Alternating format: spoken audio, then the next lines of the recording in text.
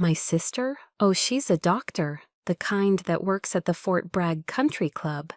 The room erupted in laughter, but then I heard my mother's laugh joining in. It was proud, it was genuine, and it stopped my heart cold. But they didn't know about the classified letter in my pocket. The nomination for the Silver Star that I couldn't speak of yet. My name is Captain Sarah Harper. I'm 33 years old, and tonight I was navigating a battlefield far more treacherous than any I'd ever faced as a trauma surgeon in the U.S. Army. The air in the restaurant was thick with the sound of forced cheerfulness. It was the specific, high-pitched hum of a 15-year high school reunion. A blend of clinking wine glasses, booming laughter that didn't quite reach the eyes, and the desperate exchange of life updates. We were at a chic, overpriced steakhouse in North Hills, Raleigh, a place with dark wood paneling and lighting so dim it was meant to flatter, to smooth over the fine lines and the quiet disappointments of the last decade and a half. In this room, I wasn't Captain Harper. I was just Sarah, the quiet, studious girl who no one quite remembered. I felt a familiar tightness in my chest, the need to arrange my features into a mask of pleasant neutrality, a skill I'd honed to perfection over a lifetime. My brother, Daniel, was holding court near the bar. Even in civilian clothes, a crisp polo shirt and expensive jeans, he radiated the cocksure arrogance of a paratrooper from the 82nd Airborne Division. He was the golden boy, the hero, and the crowd around him was a testament to his gravitational pull. My parents stood nearby, my father beaming, my mother watching her son with an expression of pure adoration. Then a voice cut through the noise, sharp and coated in designer perfume. "Sarah, oh my God, is that you?" It was Jessica, a former cheerleader whose life seemed to have peaked in the 12th grade. She glided toward me, her designer dress shimmering under the low lights. "I heard you're in the Army too? That's so brave. Still a nurse?"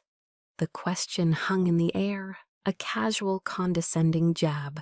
Before I could form a reply, before I could correct her and state my title, my rank, my years of medical school, and brutal residency, Daniel's voice boomed across the group, silencing everyone.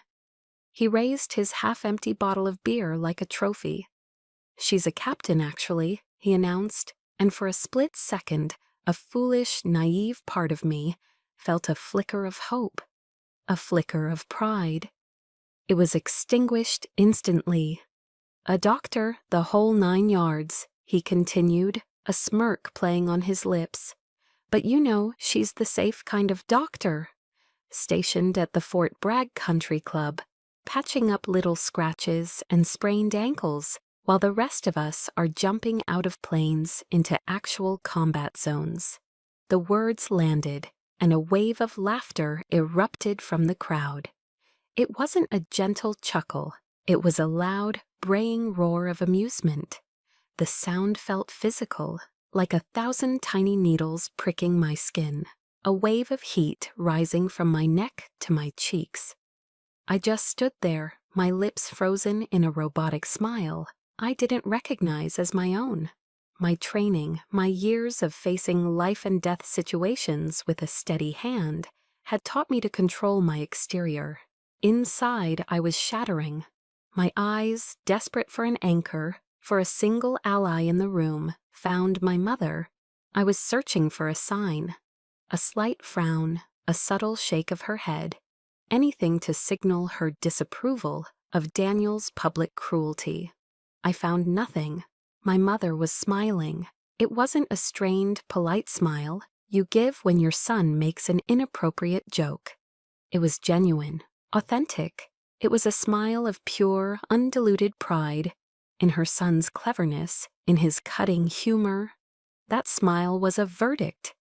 It told me, without a single word, that in her eyes, Daniel's statement wasn't an insult. It was just a fact, an amusing, self-evident truth. To her, he was the hero, and I was the footnote. Then my father sealed it. He reached out and slapped Daniel on the back, a hearty, affirming thud of masculine approval. "That's my boy," his gesture screamed. In that one searing moment, the laughter, the smile, the slap on the back, it all coalesced into a single, devastating realization. I wasn't just being overlooked, I was invisible, utterly and completely invisible.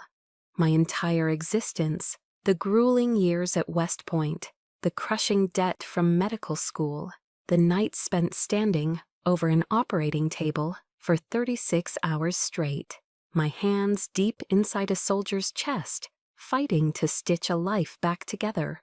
All of it was just a faint, insignificant backdrop for my brother's brilliant stage presence.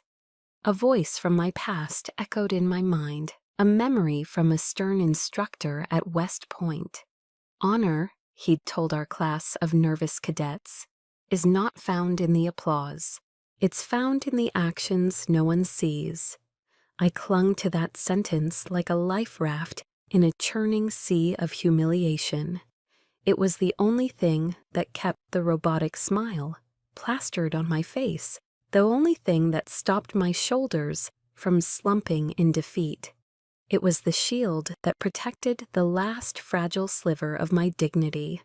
But even as I held onto it, I felt myself receding, fading into the expensive wallpaper of the restaurant, becoming nothing more than a ghost at my own life's reunion.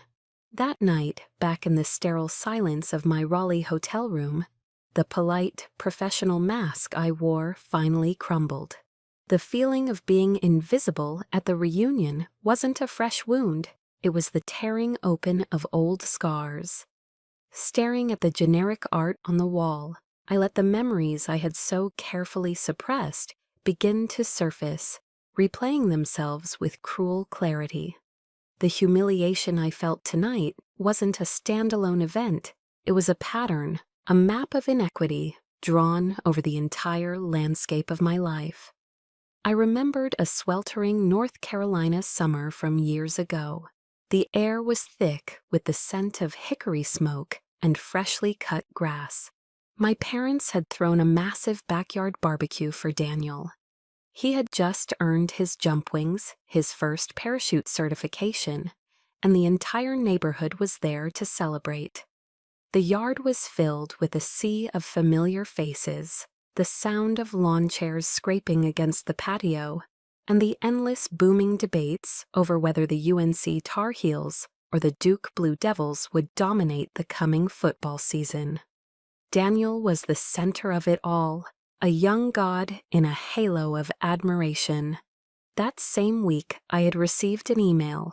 My research paper on advanced battlefield hemostatic techniques had been accepted for publication in the Journal of Military Medicine.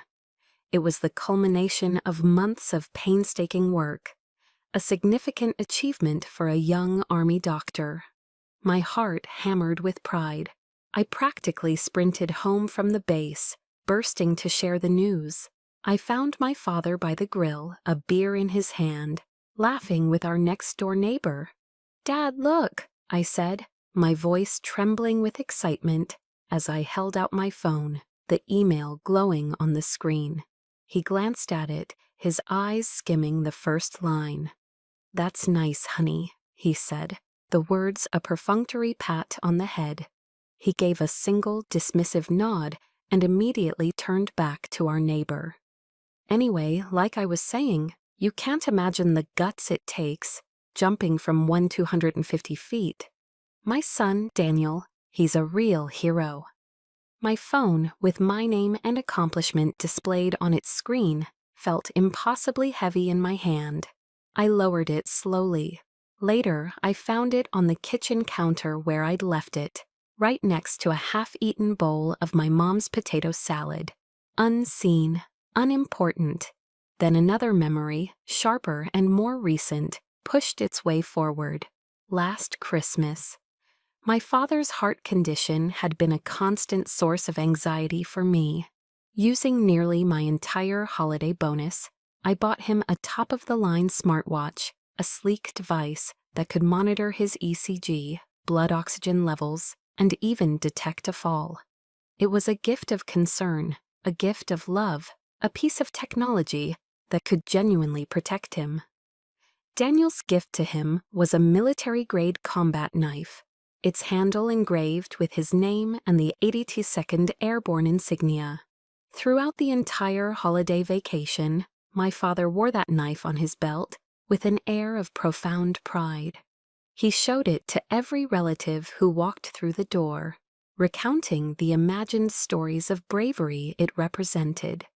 My gift, the smartwatch, remained in its pristine box, tucked away in his sock drawer.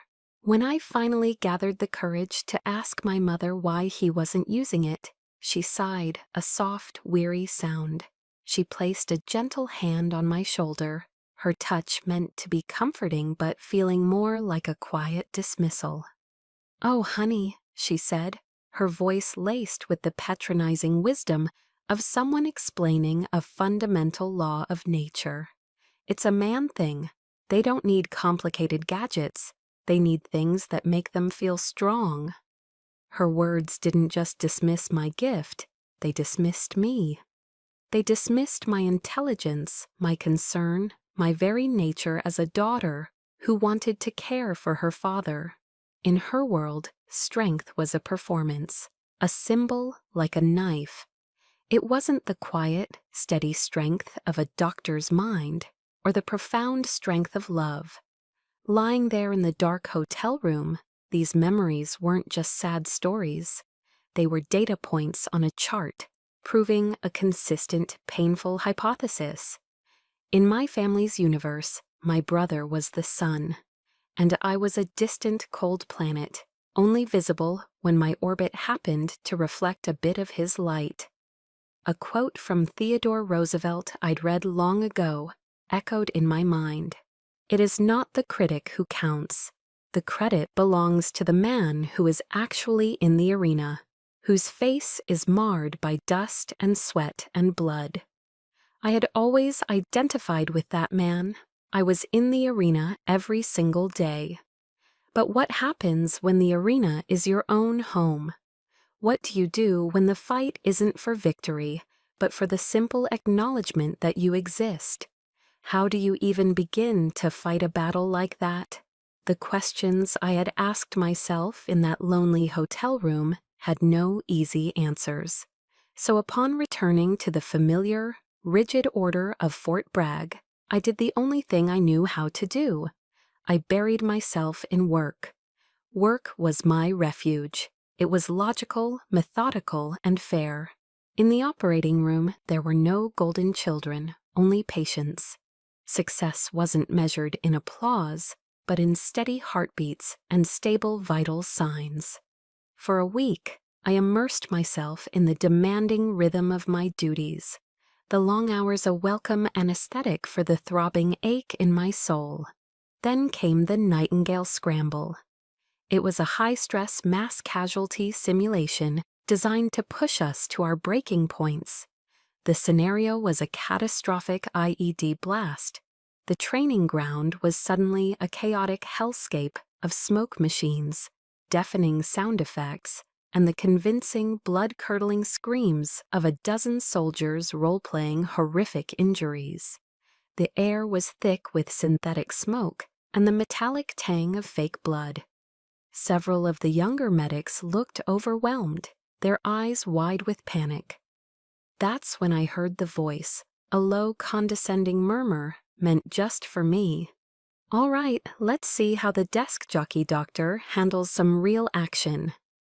It was Sergeant Kevin Walsh, one of Daniel's closest friends, a man who believed that courage was measured solely in testosterone and bravado. He stood nearby, arms crossed over his chest, a smug look on his face. The old sting of being underestimated, of being judged before I'd even begun, pricked at me. But then my training took over. The noise, the chaos, the personal insults. It all faded into the background. My world narrowed to the task at hand. There was only the mission. "All right, listen up." My voice cut through the din, sharp and authoritative, devoid of any emotion. "We're initiating start triage now. Medics, I want reds tagged and moved to the forward surgical area, yellows to staging, greens to the perimeter. Go." I moved through the chaos with a focused calm, my mind a cold, calculating machine. I knelt beside a young soldier with a simulated femoral artery bleed, my fingers working quickly to apply a tourniquet. I barked orders at the nurses, directing them with a steady, unwavering hand. I saw a figure on the ground, a training mannequin representing a soldier with an obstructed airway. Without hesitation, I performed a rapid cricothyrotomy, creating an emergency airway in the mannequin's throat in under 60 seconds. Every action was precise, economical, and driven by years of relentless practice. When the whistle finally blew, signaling the end of the exercise, a sudden, profound silence fell over the field. My ears were ringing. My scrubs were stained with sweat and fake blood.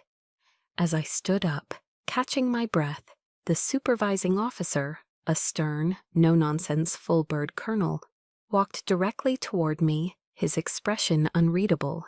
Sergeant Walsh watched from a distance, a faint smirk still lingering on his face. The colonel stopped in front of me. He looked me up and down, his gaze taking in my disheveled appearance. Then he extended his hand. "Good work, Captain," he said, his voice a low rumble of approval. "That was damned professional. You kept a cool head in a hot situation." I shook his hand, my own grip firm. "Thank you, sir." It was a simple acknowledgement, but coming from him, it felt like a medal. Later, as I was wiping the sweat from my brow in the debriefing area, a figure appeared at my side. It was Dr. Lisa Chen, another captain in the medical corps. She was quiet, whip-smart, and known for her sharp wit and even sharper scalpel. She wordlessly handed me a cold bottle of water. "Don't mind Walsh," she said, her voice low and direct. She nodded toward the group of paratroopers who were now laughing loudly in the corner. "Those airborne guys only understand muscle. They can't comprehend that up here," she tapped her temple with a finger, "is the most powerful weapon on the battlefield." I looked at her, surprised. In all our time working together, we'd barely exchanged more than professional pleasantries. But there was no mockery in her eyes, only a quiet, steady understanding. For the first time since the reunion, someone was seeing me. Not Daniel's sister, not a desk jockey, but a fellow doctor, a fellow soldier, a peer. A verse my grandmother used to read to me from her worn Bible surfaced in my memory, a whisper from my childhood. "For I know the plans I have for you, declares the Lord. Plans to prosper you and not to harm you, plans to give you hope and a future." Lisa's simple words, her small act of kindness, felt like the first fulfillment of that promise. It was like earning the first coin in a world that had only ever shown me debt. It wasn't much. It was a single bottle of water and a few sentences of validation. But it was real. It was mine. And for the first time in a long time, it gave me hope. The days following the training exercise were a blur of exhaustion. I'd picked up an extra 24-hour shift in the ER, a punishing marathon of controlled chaos that left me feeling hollowed out, my bones aching with a weariness that sleep couldn't touch. As I finally walked out of the hospital, the pre-dawn sky a bruised purple, my only thought was of my Spartan barracks room and the sweet oblivion of my bed. I just wanted to collapse. "Harper, hold up." I turned. Dr. Lisa Chen was walking toward me, her own face etched with fatigue, but her eyes were as sharp as ever. She stopped in front of me, blocking my path to escape. "You look like hell," she stated, not with pity, but with the frank assessment of a fellow physician. "Come on, I'm buying you dinner." "Lisa, it's 5 in the morning," I managed, my voice raspy. "And I think it's technically breakfast." "Dinner, breakfast, I don't care what you call it. You're not going back to your room to stare at the ceiling, let's go." I was too tired to argue. I expected her to lead me to one of the 24-hour diners off base, a place filled with sticky tables and the smell of stale coffee. Instead, she guided me toward the mess hall. At this hour it was nearly deserted, a vast, quiet space that felt strangely peaceful. A steady rain had begun to fall outside, drumming a soft, hypnotic rhythm against the large windows. We sat at a small table in the corner, under a single, dim yellow light that pooled around us like a small island of warmth. Lisa didn't go to the hot food line. Instead, she opened her own rucksack and pulled out 2 plastic containers. She pushed one toward me. Inside was a simple meal of grilled chicken and steamed broccoli, homemade. "My mom still mails me these care packages," she said with a slight, almost imperceptible smile. "She thinks I'll starve otherwise." We ate in a comfortable silence, the only sounds the soft clinking of our forks and the relentless drumming of the rain outside. The storm felt a world away. Here, in our little bubble of light, it was calm, it was safe. Lisa didn't ask about the reunion. She didn't ask about my family, or why I always seemed to be carrying the weight of the world on my shoulders. She talked about work. She asked about a complex trauma case we had both been consulted on. A soldier with a shattered pelvis. We discussed treatment protocols, surgical options, the fine points of medicine that formed the foundation of our shared world. "That move you made with the femoral artery shunt during the Nightingale scramble," she said, pausing with her fork midway to her mouth. "That was brilliant. I've read about it, but I've never seen it done that cleanly under pressure." I actually learned something. The compliment landed with a quiet, profound impact. It wasn't flattery, it wasn't a comparison.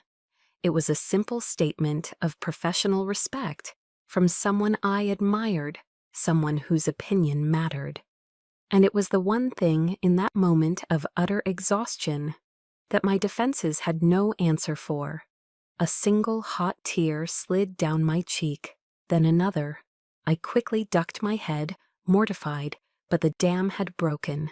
The tears I had swallowed at the reunion, the tears I had choked back in my lonely hotel room, they all came spilling out now, a silent, shuddering testament to years of pent-up pain. I waited for the awkwardness, the uncomfortable shifting, the clumsy attempt at consolation. It never came.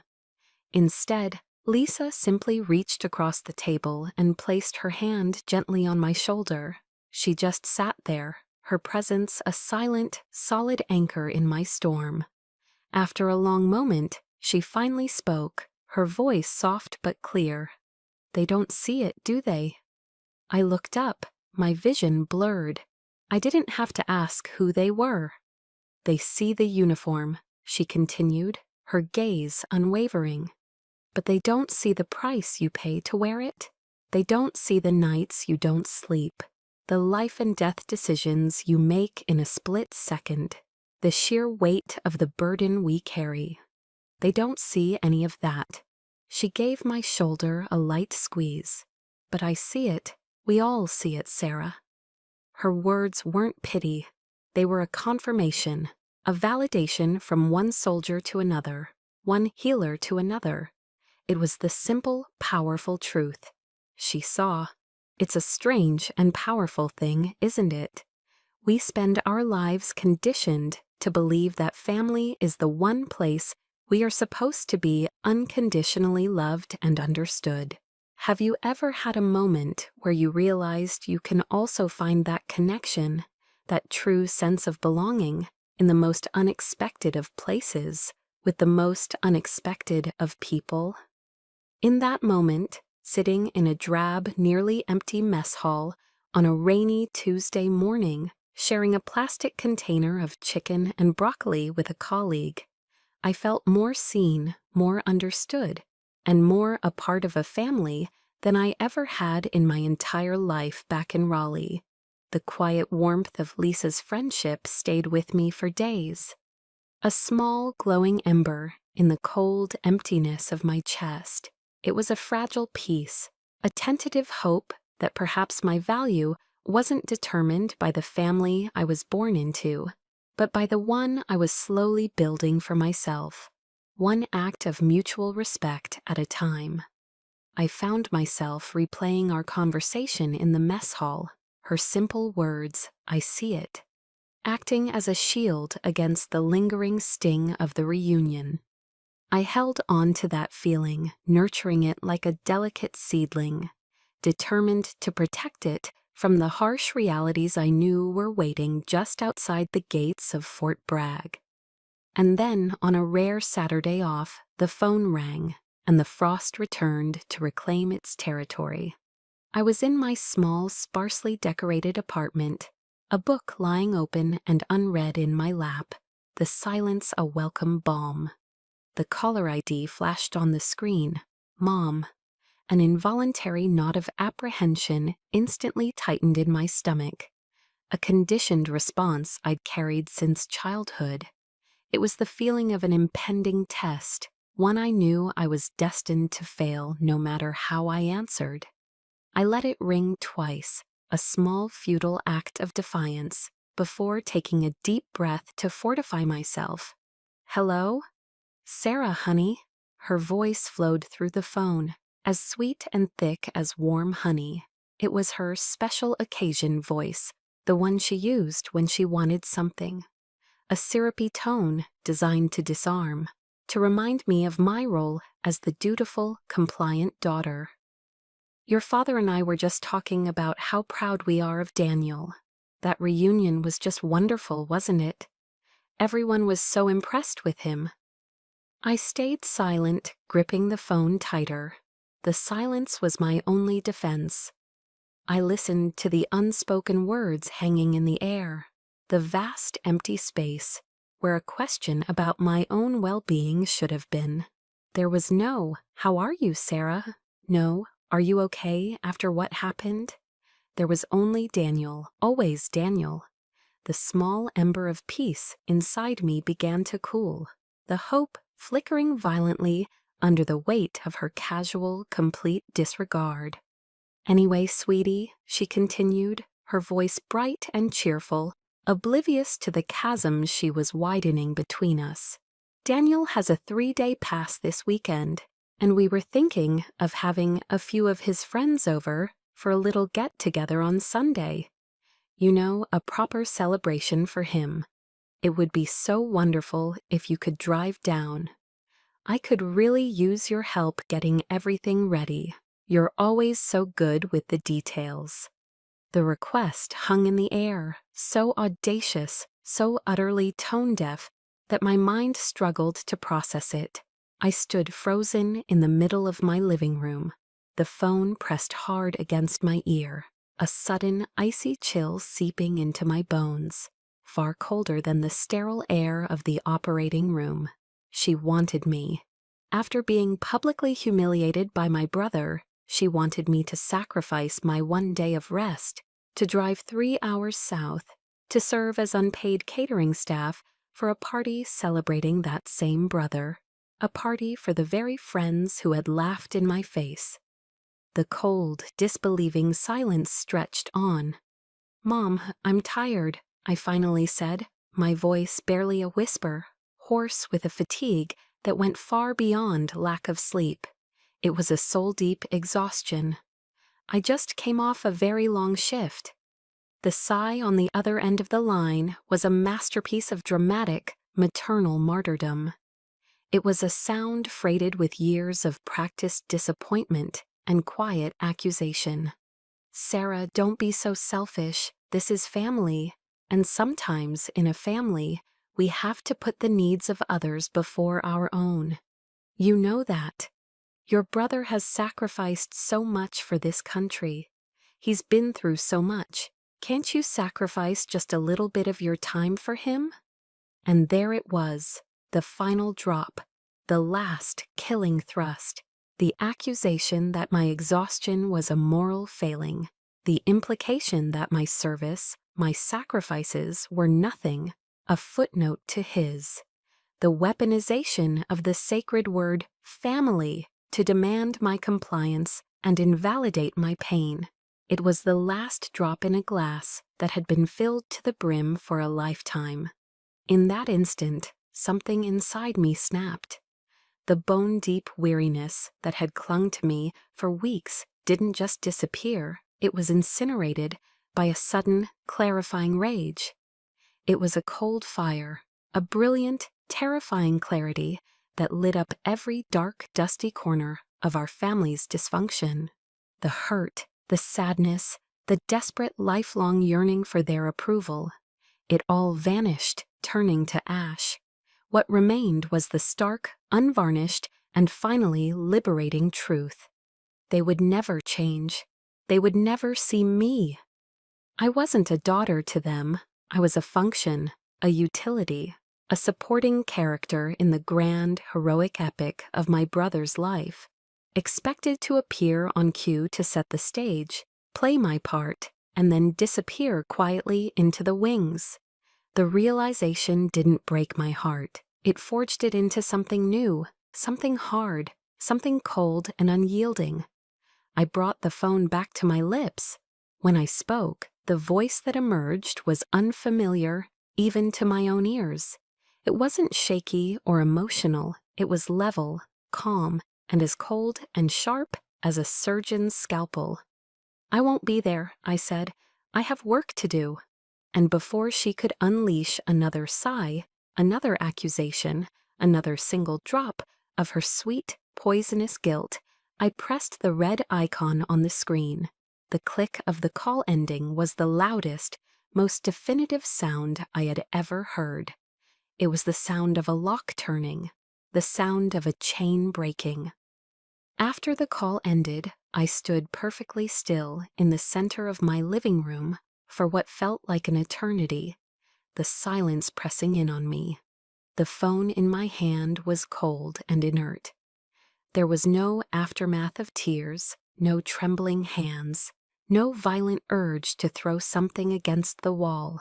The storm of emotion that had threatened to capsize me for years had finally passed, leaving behind a strange and profound calm. The anger was still there, a current running deep beneath the surface. But it wasn't a hot, chaotic rage. It was cold. It was the focused, precise anger of a surgeon who has identified a cancer and knows with absolute certainty that it must be excised.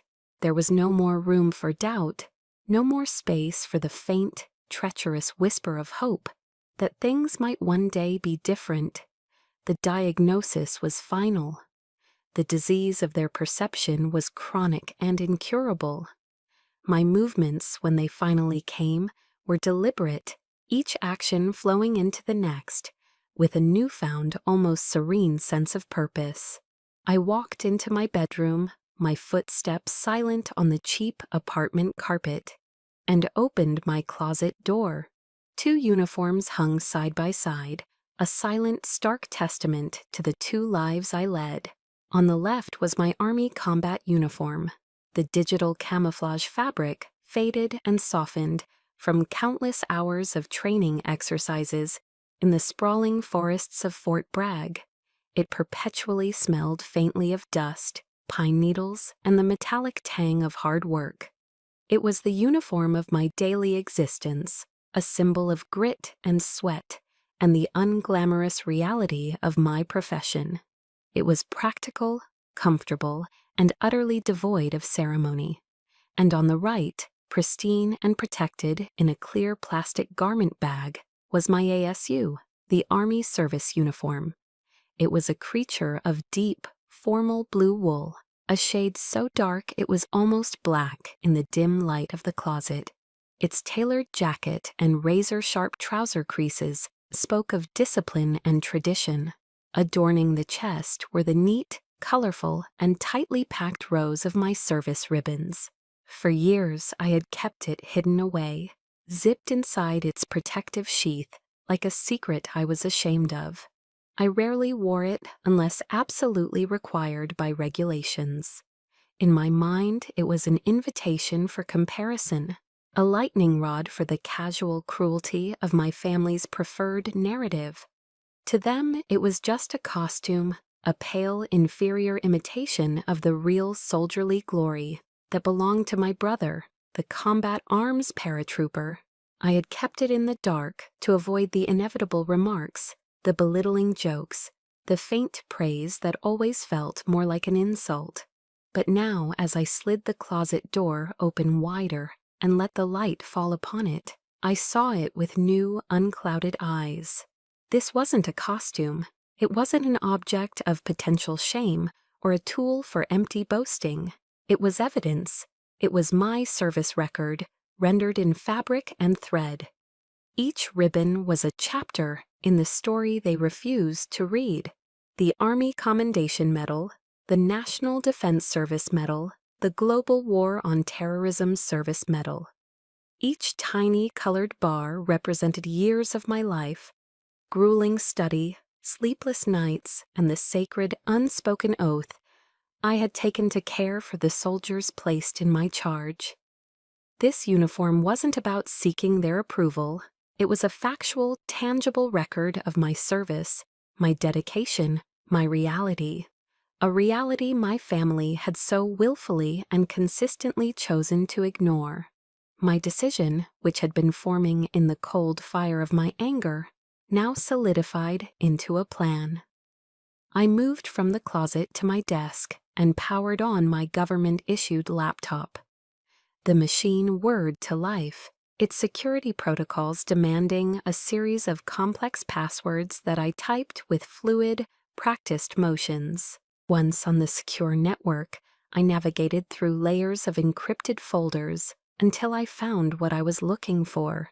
A single file, its name a simple string of letters and numbers. AirOp Thunderstrike 22-4, After Action Report, Operation Thunderstrike.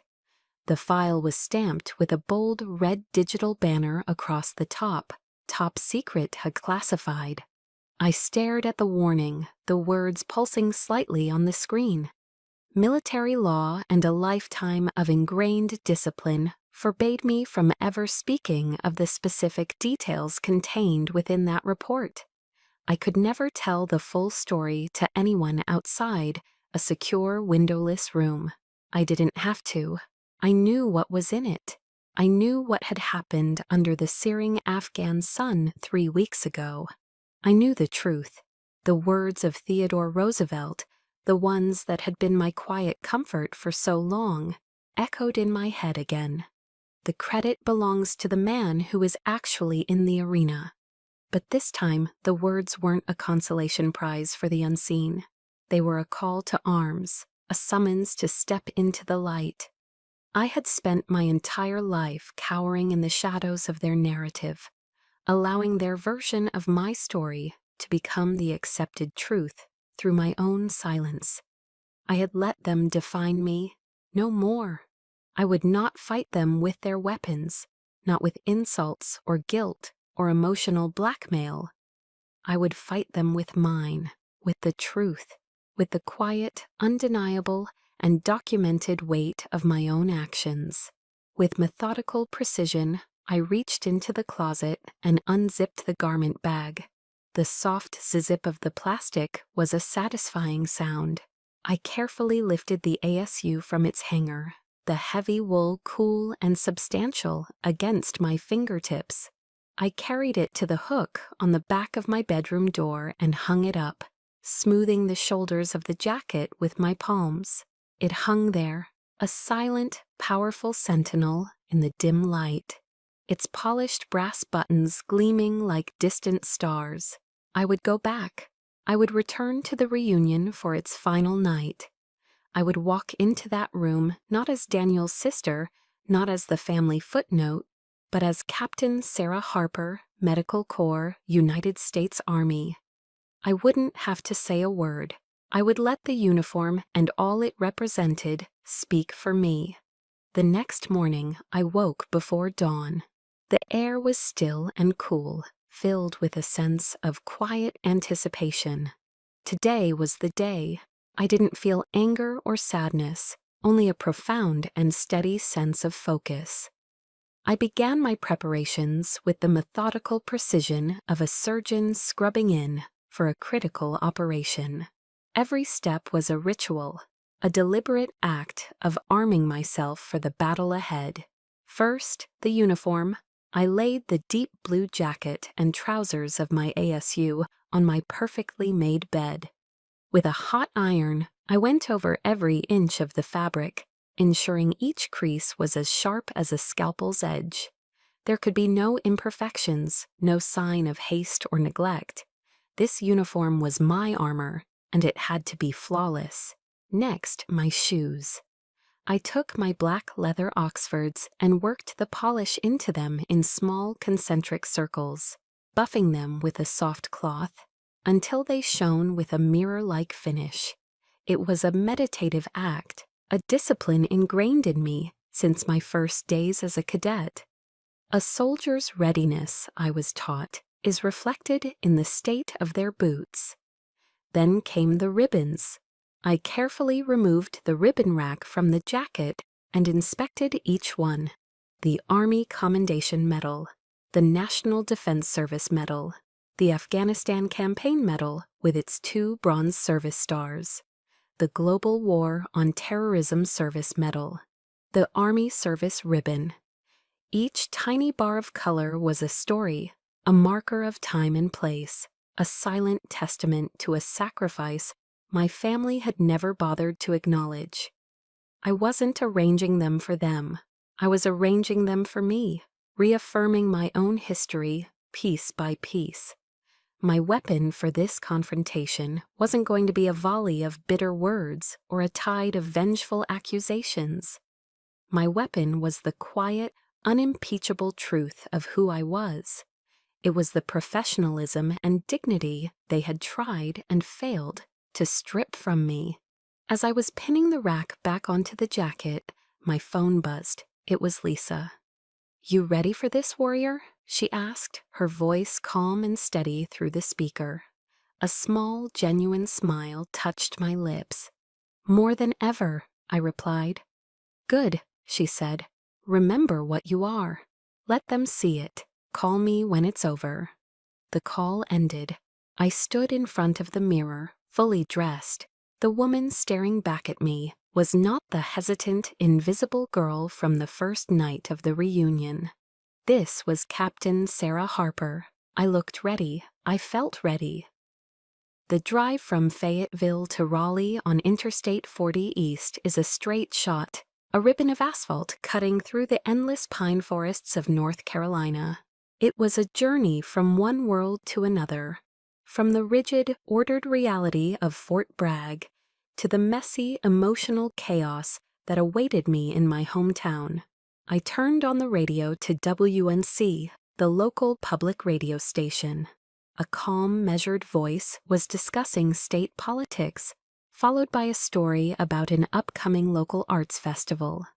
The world was continuing on its axis, blessedly normal and completely indifferent to the personal war I was driving toward. The mundane stories were a strange comfort, a reminder that my family's drama was not the center of the universe. It was just a small, broken part of my own life that I was finally going to fix. With every mile that passed, I rehearsed my mission parameters in my head. I was not going there to start a fight. I was not going there to beg for an apology or seek their acceptance. That ship had sailed, sunk, and now rested on the ocean floor. I was going for a different reason entirely. I was going there to be present, to exist fully and unapologetically in my own skin, to stand in my truth without shrinking, without hiding, without asking for permission. My presence in that uniform would be my statement, a memory surfaced unbidden. A training session with Colonel Reynolds, my commanding officer. A commander's calm is the most strategic weapon on the field, he had told us. Never ever let the enemy see you panic. Your composure is their chaos. I held on to that thought. I would be calm, I would be composed, I would be in control. As I took the exit for North Hills, the familiar landscape of upscale boutiques and manicured lawns felt alien. I drove into the parking lot of the steakhouse, the same lot I had pulled into just 2 nights before. It was filled with luxury cars, BMWs, Mercedes, shiny SUVs that screamed of suburban success. The muffled sound of music and laughter drifted out from the entrance. My heart began to beat a little faster, a steady, rhythmic thumping against my ribs. I put the car in park and sat for a moment, my hands gripping the steering wheel. I could see them through the large front window, a laughing, drinking, celebrating crowd. My family was in there, my brother was in there, soaking in the glory. I took one last deep breath, the air cool and clean in my lungs. Then I reached for the coat of my uniform, which I had carefully hung on the hook in the back. I shrugged it on, the familiar weight settling on my shoulders like a mantle of strength. I adjusted the collar, smoothed the front, and looked at my reflection in the dark screen of my phone. It was time. I pushed open the heavy glass door of the restaurant and stepped inside. A wave of warm air, thick with the scent of grilled steak and expensive perfume, washed over me. The low hum of conversation and laughter immediately faltered as heads began to turn. My entrance had the effect of a stone dropped into a still pond. The ripples of silence spread outward from the door. My eyes scanned the room. Daniel was in the middle of a story, a glass of whiskey in his hand, his audience captivated. I saw Sergeant Walsh beside him, laughing. I saw Jessica, her eyes widening in disbelief. And I saw my parents, their smiles freezing on their faces as they took in the sight of me, standing there in the full, formal regalia of my Army service uniform. I was no longer invisible. I didn't smile. I didn't approach them. I simply stood my ground, my posture perfect, my gaze level. I let the uniform do the talking. I let the silence stretch, becoming heavy and uncomfortable for everyone but me. This was my arena now. Daniel recovered first, his arrogance a reflex. "Well, look what the cat dragged in," he said, his voice a little too loud. "Decided to show up after all, huh? And in costume, no less." Some of his friends snickered, but the laughter was hesitant, uncertain. They could sense the shift in the atmosphere. It was at that exact moment that my phone began to vibrate in my pocket. A low, insistent buzz. I pulled it out, my movements calm and deliberate. The screen lit up, and the words on it seemed to glow with an otherworldly power. "Call Reynolds, secure line." My heart gave a single, hard thump against my ribs. A secure line. I saw Daniel's eyes flick down to my phone screen. I saw the smirk on his face tighten just for a second. He and Walsh, as military men, knew what that meant. It wasn't a casual call. I turned my back on the room and walked to a relatively quiet corner, my polished shoes making no sound on the thick, plush carpet. I answered the call. "Reynolds, sir," I said, my voice steady, professional. "Captain Harper," Colonel Reynolds's voice came through, crisp and all business. There were no pleasantries. "Is this a bad time?" An idea, reckless and sudden, sparked in my mind. It was an impulse born of a lifetime of being silenced. "Not at all, sir. In fact, if you don't mind, I'm putting you on speaker." I pressed the button, my thumb firm. I turned to face the room again, holding the phone out slightly. My gaze met my mother's, then my father's, then Daniel's. The Colonel's voice, now amplified, boomed into the stunned silence of the restaurant. It was a voice accustomed to command, a voice that tolerated no interruption. "Captain Harper, I'm calling to inform you that per directive from the Joint Chiefs of Staff, the White House has officially approved your nomination for the Silver Star." A collective gasp went through the room. The air crackled with a new electric tension. My mother's hand flew to her mouth. My father's face, which had been a mask of disapproval, was now slack with shock. I saw Jessica's glass of red wine slip from her fingers, shattering on the pristine white carpet in a splash of crimson that looked like blood. The award is for conspicuous gallantry and intrepidity in action. During Operation Thunderstrike 3 weeks ago, the Colonel continued, his tone as flat and factual as if he were reading a morning briefing. Under direct and sustained enemy fire, you established a forward aid station, commanding your medical team to treat and stabilize all 47 wounded soldiers of Alpha Company. Your actions saved every single one of them. I watched Daniel's face. The color drained from it, leaving a waxy, pale sheen under the restaurant's dim lights. His mouth opened and closed, but no sound came out. The hero of the family, the brave paratrooper, looked like a frightened child. The Colonel was not finished. His voice was relentless, a hammer of truth striking again and again.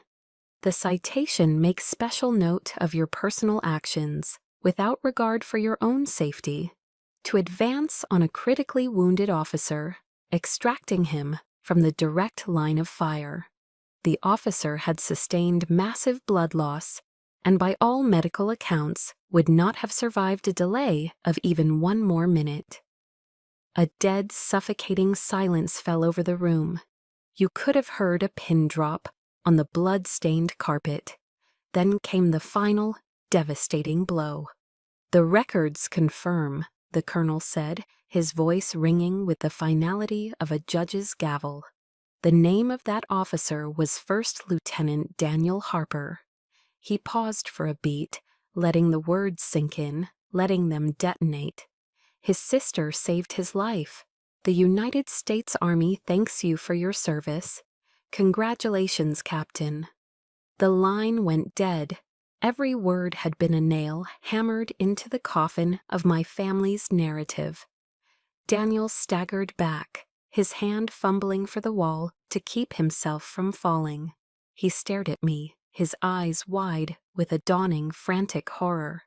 It was a look of pure, unadulterated panic, of shame, of a man whose entire world, whose very identity, had just been ripped to shreds by a truth he could no longer deny. He owed his life, his next breath, to the desk jockey he had so proudly mocked. After Colonel Reynolds' call ended, a silence unlike any I had ever experienced descended upon the room. It wasn't an absence of sound, it was a presence. A heavy, suffocating thing that felt like lead, pressing down on everyone, filling the space where laughter and boasting had been just moments before. The adrenaline that had surged through me began to recede, leaving behind a profound, almost unnerving calm. I felt like a surgeon after a long and difficult operation, exhausted but clear-headed, surveying the aftermath of a necessary but destructive procedure. I let my gaze sweep across the room, observing the wreckage. Daniel was still propped against the far wall, his face a ghastly shade of white. He stared at the floor, at the spreading crimson stain on the carpet, as if it held the answers to a universe that no longer made sense. He looked broken. My mother had both hands pressed to her mouth, her shoulders shaking with silent sobs. But as I looked at her, I couldn't tell what her tears were for. Were they for my years of pain, which she had just been forced to witness? Or were they tears of shame for the public humiliation of her golden son? I realized with a pang of cold certainty that I would never know, and stranger still, that I no longer needed to. And my father, my proud, stoic father, the man whose approval I had chased my entire life, just stood there, frozen. He looked like a statue carved from regret, his face suddenly ancient and powerless. For the first time in my life, he didn't look like a giant. He just looked like an old man. The rest of them, Jessica, Sergeant Walsh, the crowd of former classmates, all became a blur of averted eyes and sudden intense interest in their wine glasses or the patterns on the ceiling. They couldn't look at me. They couldn't look at my family.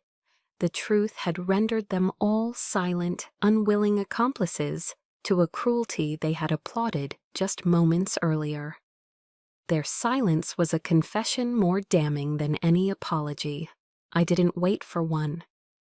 An apology, I knew, would be a desperate, self-serving attempt to patch the gaping wound that had just been torn open. It wouldn't be for me, it would be for them. It would be a plea for me to make it all okay again, to reset the board and allow them to return to their comfortable delusions. I was done being the person who made things okay for everyone else at my own expense. I remember the words of an old army chaplain, a kind man with weary eyes, who had counseled many soldiers through grief. Sometimes, Captain, he'd told me once, the most loving thing you can do for someone is to hold them accountable for their actions, to let them sit with the consequences. It's a painful love, but it's a true one. With his words echoing in my heart, I took a deliberate step forward, my polished shoes sinking slightly into the thick carpet. I walked toward the epicenter of the blast, toward my parents and my brother. They looked up as I approached, their faces a mixture of fear and shock. I stopped a few feet from them. I didn't raise my voice. I didn't need to. My words were calm, measured, and carried the weight of a final judgment. I didn't do it for a medal, I said, my voice cutting through the heavy silence. I didn't do it to be praised or to be a hero. I let my eyes rest on each of them in turn. I did it because it was my duty. I did it because it was my oath to the soldiers by my side. That is all. I paused, letting the words settle. The only thing I ever wanted from you, I continued, my voice still quiet but unyielding, was respect, not as a hero, just as a daughter, as a sister. Then I looked directly at Daniel. I met his wide, panicked eyes, and I did not flinch. For the first time, he was the one who looked away. "You owe your life to a desk jockey," I said. That was all. There was nothing more to say. There were no more arguments to be won, no more points to be made. The truth had been spoken. The boundary had been drawn. I turned my back on them, on all of it. I didn't look back to see their reactions. I didn't wait for a response. I walked a straight, unwavering line toward the heavy glass doors, my footsteps the only sound in the cavernous, silent room. I could feel every eye in the place on my back, but for the first time, their judgment felt powerless. It couldn't touch me. I pushed the door open and stepped out into the cool, clean night air. The door swung shut behind me, the soft thud echoing the final, merciful end of a lifetime of struggle. I had left the wreckage of their lies and their pride behind me, and as I walked alone across the vast, empty parking lot, I felt a profound sense of release. I was finally, irrevocably free. The weeks that followed the reunion were quiet. The phone didn't ring. There were no pleading text messages, no dramatic emails demanding an explanation. There was only a profound and resounding silence from Raleigh. I knew my family needed time to process the rubble of the world they had built. And I realized with a sense of calm acceptance that I needed time too. Time to let the silence be silence instead of an absence I desperately needed to fill. The Silver Star ceremony was held on a bright, breezy afternoon at Fort Bragg. It wasn't a grand affair. It was a formal but intimate gathering in a small auditorium, attended by my commanding officers and a handful of colleagues, including Lisa, who stood in the front row, her smile small but genuine. Colonel Reynolds pinned the medal to the chest of my dress uniform. The piece of metal felt heavy and cool through the fabric. "We're proud of you, Captain," he said, his voice firm and sincere. It was a moment of immense honor, and I was grateful. But as I stood there, I understood something with absolute clarity. My peace, the true steady sense of self-worth I had fought so hard for, didn't come from this medal. It didn't come from the applause, however earnest it was. It didn't come from the validation of the White House or the United States Army. My peace came from the quiet, rhythmic beep of a heart monitor in the recovery room. It came from the controlled, focused intensity of the operating theater, where rank and reputation dissolved and only skill and teamwork mattered. It came, surprisingly, from the look of dawning comprehension on the face of a young medical resident, as I guided his hands to properly insert a central venous catheter for the first time. My purpose wasn't a story to be told. It was a life to be lived, a job to be done. It was here, in the antiseptic-smelling halls of Womack Army Medical Center, surrounded by the men and women who understood the silent language of service and sacrifice. This was my world. This was my truth. And here, no one could ever devalue or diminish it. I hadn't just found allies. I had found my real family. A family forged not by blood, but by shared purpose and mutual respect. One afternoon, while sorting through a stack of interdepartmental mail, I found a personal letter addressed to me. It had come through the military mail system, the envelope plain and unassuming. There was no return address. Curious, I slid it open. Inside was a single sheet of folded notebook paper. The handwriting was a rough, almost childish scrawl, the kind of script made by a hand more accustomed to holding a rifle than a pen. The letter read, "Dr. Harper, I was one of the 47 guys in Alpha Company. I don't remember much about that night after the blast. I remember the noise and the pain, and I remember thinking I was going to die. But then I remember your voice. You were yelling orders, but you were calm. You kept talking to me. While your hands were working, you kept me from panicking. Thank you for giving me the chance to see my little girl again. A grateful soldier." I read the letter 3 times, my fingers tracing the clumsy, heartfelt words. A wave of emotion, so powerful and pure it took my breath away, washed over me. This was it.